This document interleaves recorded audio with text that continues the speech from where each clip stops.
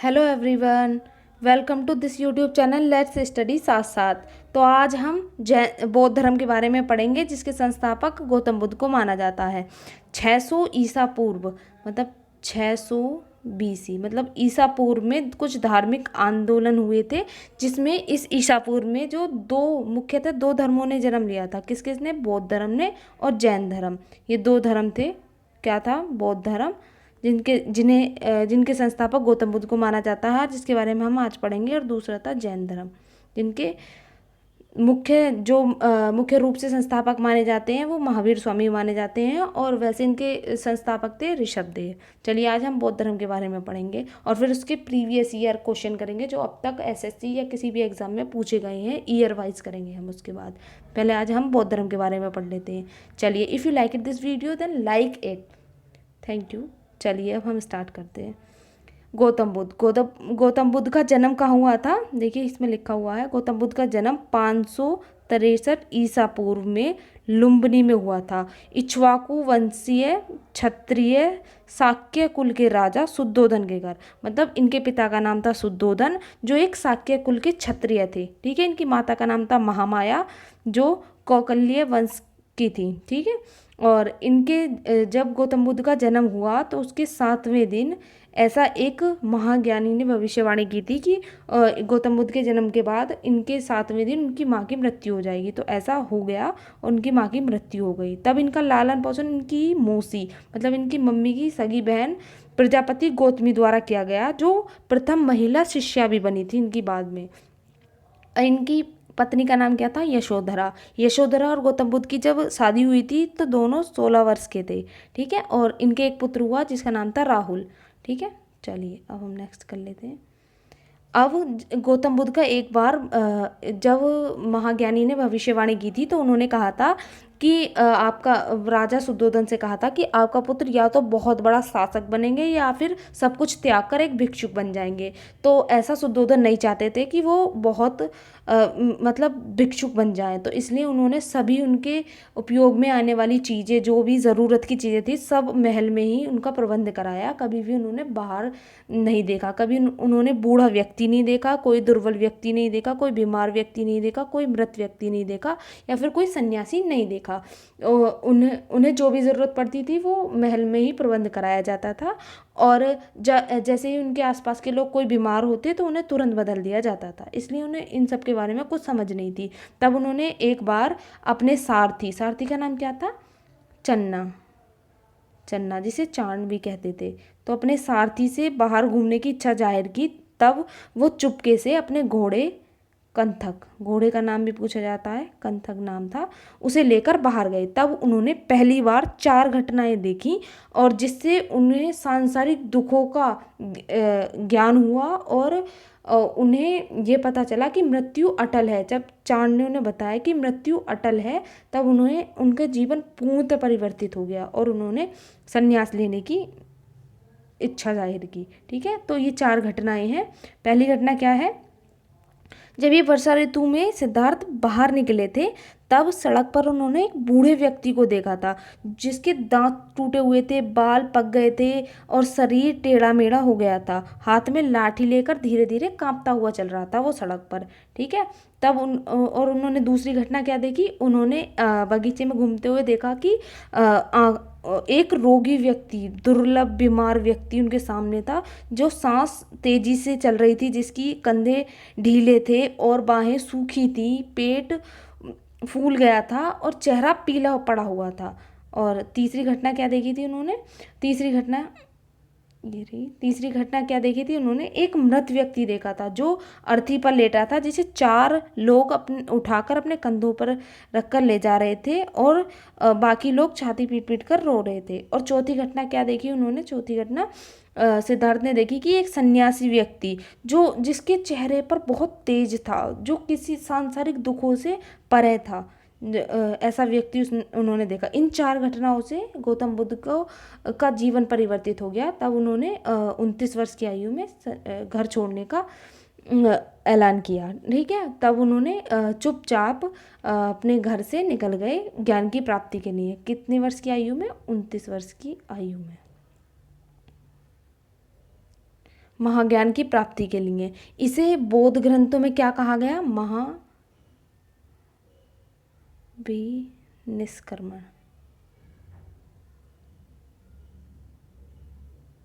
इसे बौद्ध ग्रंथों में महाविनिष्क्रमण कहा गया। किसे कहा गया? कि जब गौतम बुद्ध ने अपना गृह त्याग किया था तब। ठीक है, नेक्स्ट।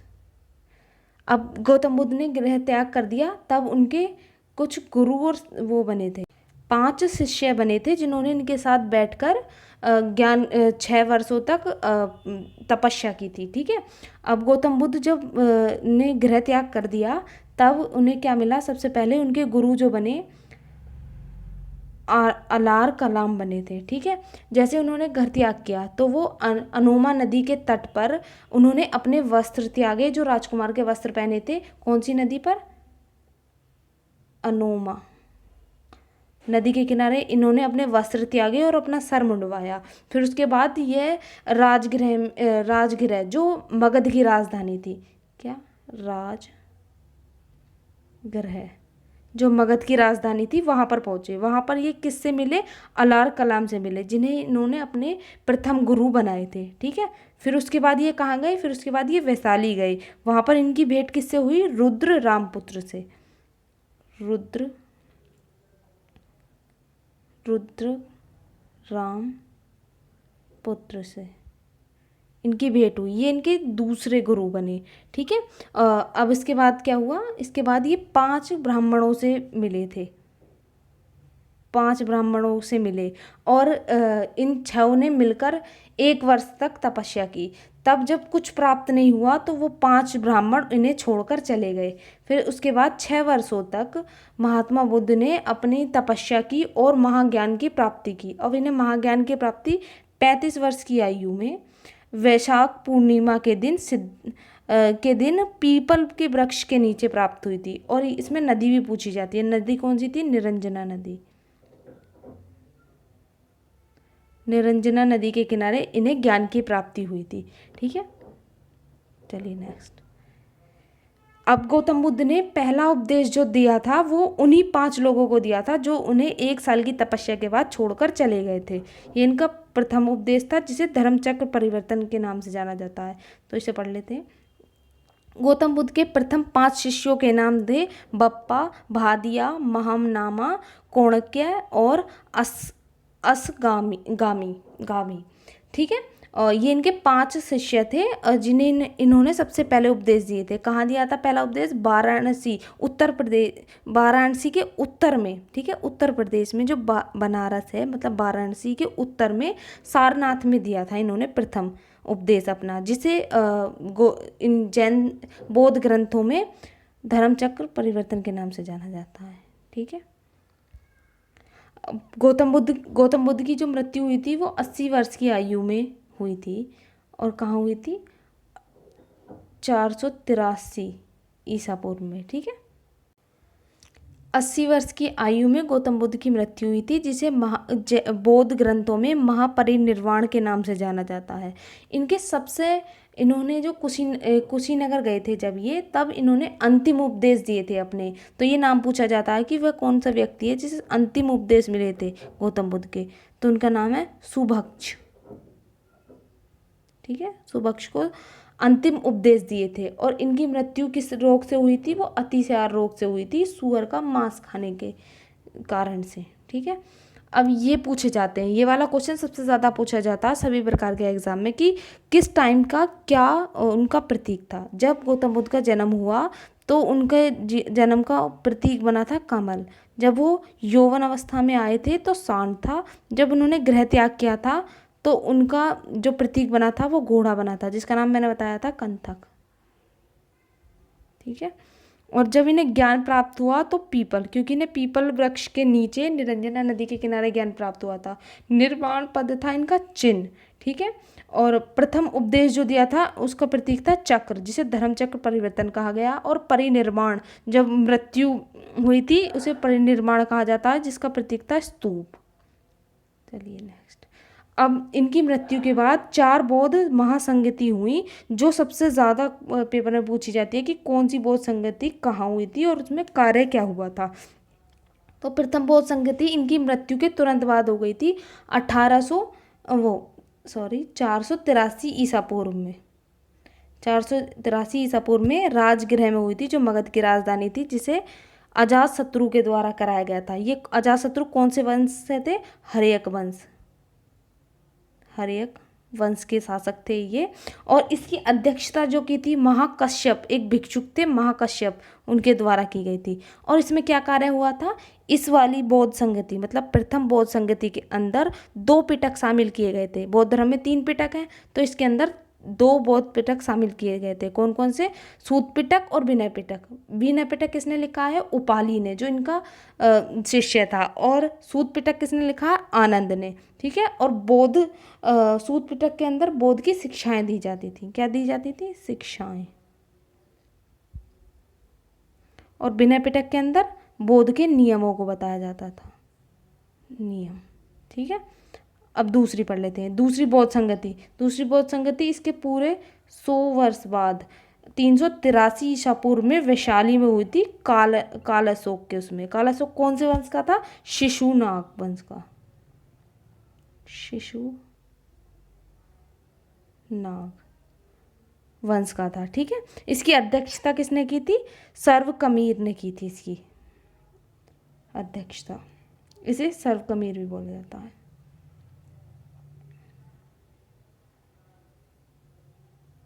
कमीर। ठीक है। और इसके अंदर क्या कार्य हुआ था? इसके अंदर बौद्ध धर्म के 2 अनुयायी बन गए थे। कौन से? स्थाविर और महासंध्य। ठीक है। स्थाविर जो थे वो घर में ही बौद्ध धर्म को अपनाते थे, और महासंधि जो थे वो बौद्ध धर्म में घर को त्यागते थे। ये 2 तरीके के हो गए थे। ठीक है। और तीसरी बौद्ध संगति में क्या हुआ था? महासंगति। तीसरी बौद्ध महासंगति 251 ईसा पूर्व में पाटलिपुत्र के अंदर अशोक के द्वारा, अशोक कौन से वंश का था? चंद्रगुप्त मौर्य के द्वारा स्थापित मौर्य वंश का था। ठीक है। इसकी अध्यक्षता किसने की थी? मोगलीपुतित्तिस ने की थी, मोगलीपुतित्तिस ने की थी। ठीक है। ये लिख रहा है इसकी अध्यक्षता। ठीक है। और इसमें क्या किया गया था? इसमें तीसरा पिटक जोड़ा गया था, जिन्हें त्रिपिटक कहा जाता है। पहला कौन सा था? जो पहली बौद्ध संगति में जुड़ा था, सूत पिटक। और दूसरा था विनय पिटक, जो प्रथम बौद्ध संगति में जुड़ा था। और तीसरा जो बौद्ध पिटक था, जिसका नाम है अभिधम बौद्ध पिटक, जिसे तीसरी बौद्ध संगति में जोड़ा गया था। ठीक है। इसमें बौद्ध भिक्षु जो हैं उनकी जीवनियों के बारे में लिखा जाता था। ठीक है। अब चौथी बौद्ध संगति। चौथी बौद्ध संगति ये 100 ईसा पूर्व लिख रहा है, वैसे इसे माना जाता है 78 ईसा पूर्व। ठीक है। ये कश्मीर में हुई थी कनिष्क द्वारा। इसकी अध्यक्षता किसने की थी? वसुमित्र ने की थी। ठीक है। इसके उपाध्यक्ष भी बने थे, जिनका नाम था अश्वघोष। इसके जो उपाध्यक्ष बने थे चौथी महासंगति के। इसमें क्या हुआ था? इसे पढ़ लेते हैं ठीक से। इसमें जो हुआ था, इसमें 2 समुदाय बन गए थे, जिसमें था हीनयान महायान। ठीक है। 2 समुदाय बन गए थे, हीनयान और महायान। ठीक है। इसमें 2 बन गए थे। ठीक है। और हीनयान में क्या होता था? ये बौद्ध धर्म की शिक्षा को बड़ी कट्टरता के साथ मानते थे, मतलब जैसा चलता आ रहा है उसे वैसे ही मानते थे। पर महायान थे अपनी सुविधा के अनुसार इसमें परिवर्तन कर लेते थे। ठीक है। और हीनयान जो थे वो मूर्ति पूजा में कोई विश्वास नहीं रखते थे, जबकि महायान जो थे वो मूर्ति पूजा में विश्वास रखते थे। हीनयान में गौतम बुद्ध को एक महान पुरुष माना गया था, जबकि महायान में गौतम बुद्ध को भगवान के समान माना गया था, इसलिए ये मूर्ति बनाकर उनकी पूजा किया करते थे। ठीक है। हीनयान में जो साहित्य लिखे गए हैं वो मुख्यतः पाली भाषा में थे, पाली भाषा में। और महायान में जो लिखे गए हैं वो मुख्यतः संस्कृत में थे। ठीक है। और ज़्यादातर जो पाए जाते हैं एशिया में वो महायान पाए जाते हैं। हीनयान जो पाए जाते हैं वो श्रीलंका, इंडोनेशिया और म्यांमार में पाए जाते हैं। ठीक है। चलिए, गौतम बुद्ध के बारे में आज इतना ही था। Thank you for watching. If you like this video please like and share and subscribe our channel. Thank you. अब मैं नेक्स्ट वीडियो में आपको इससे रिलेटेड जितने भी क्वेश्चन आए एसएससी, यूपी या यूपीएससी या यूपीपीएससी में जिस भी प्रकार के क्वेश्चन आए हैं एग्ज़ाम से, इस टॉपिक से रिलेटेड किसी भी एग्ज़ाम में, उन्हें मैं कराने वाली हूँ नेक्स्ट वीडियो में। Thank you for watching.